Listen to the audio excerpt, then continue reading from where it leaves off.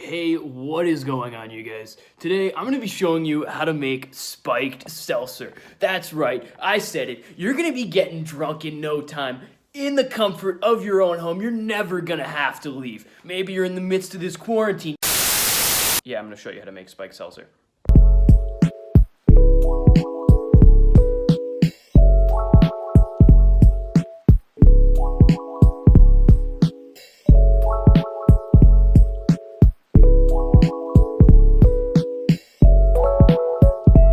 First up, we need a 5-gallon lobster pot. You can pick these up wherever they sell kitchen appliances.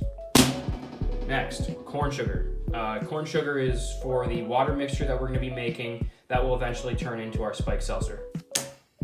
Next, yeast. Yeast is what's going to react with this sugary substance that we're putting in the fermenter, and that is what's going to create our alcohol.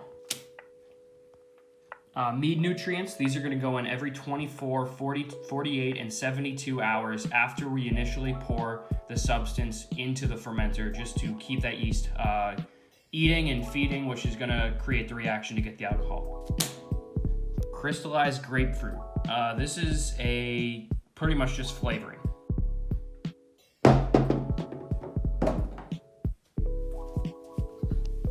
A rubber stopper. This is going to be used to lock the fermenter in and keep any air that might get into the fermenter out, because any air will ruin it. This is a run-of-the-mill kitchen thermometer. We're going to use this to make sure that our water is boiling when we pour the corn sugar in, so that it can properly dissolve. And then we're also going to use this to make sure that sugary substance that we create is cool enough, because if we put the yeast in and the water's too hot, the water will kill the yeast, and then we're not going to get any reaction at all. We won't get alcohol. An airlock.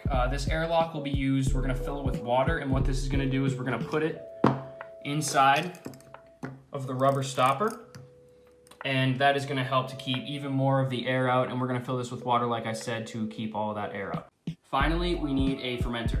This is a 5-gallon, like one of those water cooler things that you might use. And what this is going to do is, this is where we're going to put the substance that we make, and we're going to lock all that in, and it's going to sit there. And this is pretty much the home of our spiked seltzer after we do the initial brewing.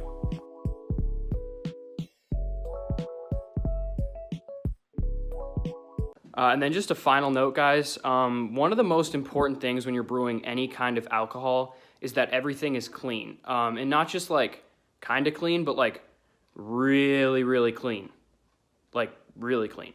Because if you get any sort of bacteria or anything into that fermenter or into your mixture, it's gonna get infected, and then it's gonna smell, and it's not gonna be good. And you're gonna have wasted all of this time on alcohol that tastes like shit. So yeah, make sure everything is really clean that you're using. Like really clean. So first thing you're gonna wanna do is add 2.5 gallons of water into the lobster pot.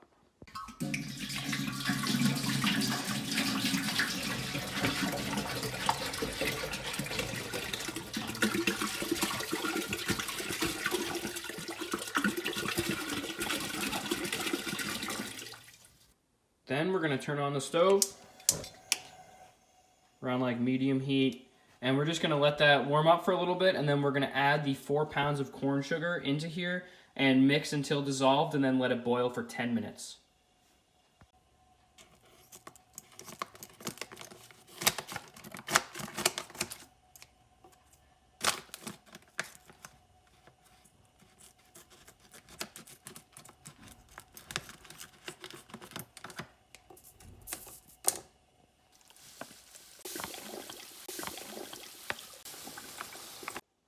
All right, and now that we put that corn sugar into the water, we're gonna let it sit, and we're gonna bring it to a boil, and we're gonna let it boil for 10 minutes.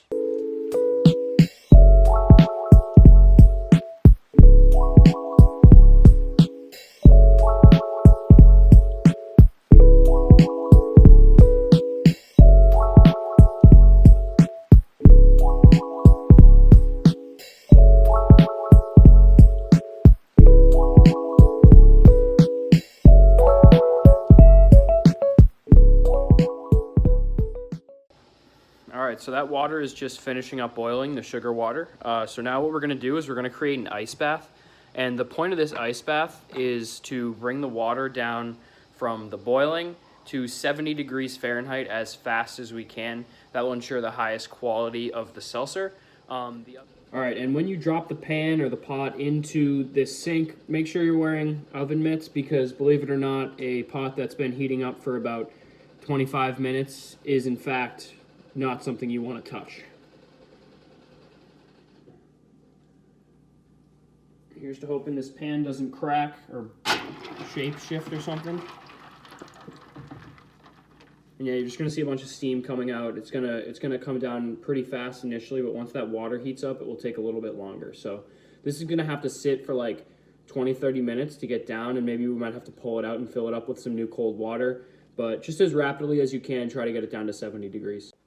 All right, so our sugar water is just about cooled down. So what we're gonna do now is we're gonna add 2 gallons of just regular old water into our fermenter. And then we're gonna add the sugar solution after that once it gets to 70 degrees.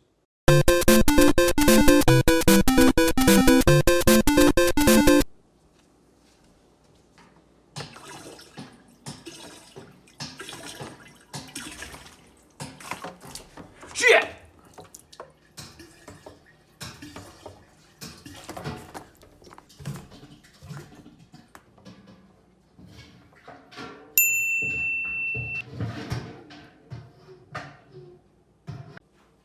All right, so this is the yeast packet. We're sitting in a sanitizing solution right now. It's not getting inside of the yeast or anything. It's just making sure that the packet is clean. And we're gonna open that up and throw it into the fermenter, and then we're gonna shake up the fermenter to make sure it's like spread all around evenly. And then we're gonna put the airlock on, and we're just gonna leave it for a little bit.